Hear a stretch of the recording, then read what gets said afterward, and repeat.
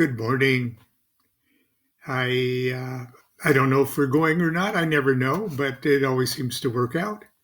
Good morning. It's 65 degrees and very sunny in Costa Mesa, California, the first city in the United States to declare a pandemic emergency. If that is something to be proud of, I guess it is. Anyway, we're almost through with reading My Life with the Spirits, and I really thank you all for being with me every morning and humoring me like this with your comments and being with me for about 15 minutes every morning. We're almost through with the book. I think we got 3 or 4 more episodes to share, and then perhaps I'll give it a break, or perhaps I'll move on to another book if you'd like me to continue doing that. Hello to all of my Scottish Rite Mason friends. You can see that I've got my cap on this morning, but I'm going to take it off while I read it. So, but anyway, I thought you'd enjoy the look anyway. So there's that. We're on chapter 25,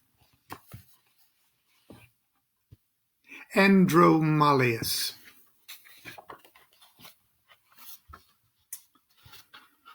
As I mentioned earlier, I believe that the complexes of natural energy and intelligence that can be personified as spirits of the Goetia reside deep within the magician's animal soul, or nepish. The key to successfully isolating and redirecting these spirits lies in our ability to balance and integrate the other parts of the soul to such a degree that these unruly rascals find it easier to cooperate with the magician's game plan than to resist it. This is a very personal thing. Obviously, it was a terrible idea for Matt and I to engage in a dual conjuration of a Goetic spirit. A slave cannot serve 2 masters. As soon as I formally withdrew from the operation, Matt and Belial, the only 2 who should have been operating in the first place, became focused on the job at hand and eventually triumphed. Ever since, I've resisted the temptation to stick my nose into someone else's magical business. However, from time to time, friends or acquaintances come to me seeking magical solutions to everyday problems. The best I can do is to counsel them as to how I might magically proceed in the same situation. I can never be sure that my advice is correct because I have no way of knowing another person's karmic profile or depth of their commitment to the operation.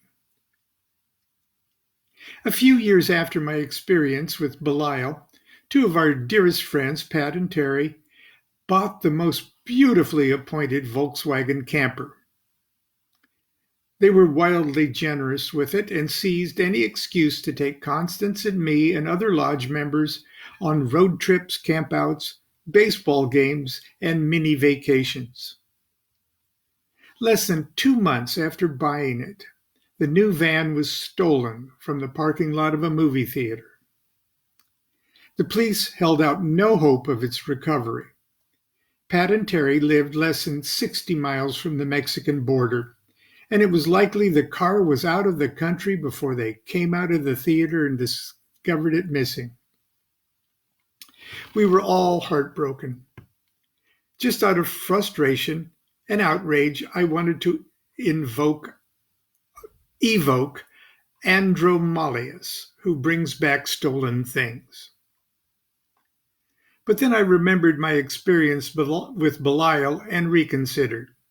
I did, however, instruct Pat how he might easily evoke Andromalius. Pat was not very enthusiastic about performing this kind of magic, and I was sure that a half-hearted effort would fail.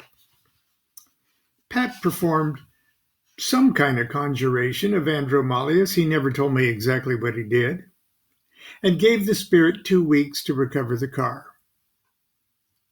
To everyone's surprise, the car was recovered exactly 2 weeks later at the Mexican border. Thieves had taken it to Mexico and were trying to return back into the United States with a shipment of contraband parrots. Andromalius was a hero. A few days later, I told the story to the accountant at work, who immediately demanded that I tell her how to whip up Andromalius. Her sister's car had just been stolen by her ex-husband. I sketched out the spirit sigil and gave her a crash course in Solomonic evocation. The next morning, she related to me how she drew the chalk circle and triangle on the floor of her garage and stood in the circle with a bottle of tequila and screamed curses at her former brother-in-law in the form of the sigil Andromalius in the triangle. That night, when I left work, she greeted me in the parking lot in her sister's recovered car, a VW van, and rewarded me with a big kiss and a gift box of Boodle's British gin, my favorite. Since then, I've given Andromalius to 4 other individuals for the return of their stolen automobiles. Oddly enough, these were Volkswagen vans too, at least at first. He hasn't failed yet, and I'm at a loss to explain why. In my opinion, none of these people even came near plumbing the infernal depths of their neppish hells to harness the blind power of their personal demons.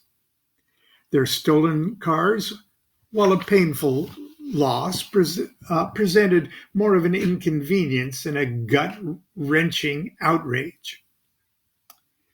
Most of them, to my knowledge, merely went through the motions of standing for a moment in a circle and making a wish at a paper sigil in a triangle. Why did it work? Is Andromalius that easy to enlist? Is he that cooperative? I feel I must apologize to the reader because I have no clean explanation for this spirit's behavior. It runs counter to my magical field theory about what these spirits are and how they operate. The only thing I can say is this: if your car gets stolen and if you want it back, especially if it's a VW van, it sure wouldn't hurt to evoke Andromalius. And that's the end of today's reading. I noticed that I've had a bad hair day. Maybe I should just put my Scottish Rite cap back on to say goodbye, and I'll see you all tomorrow. Bye.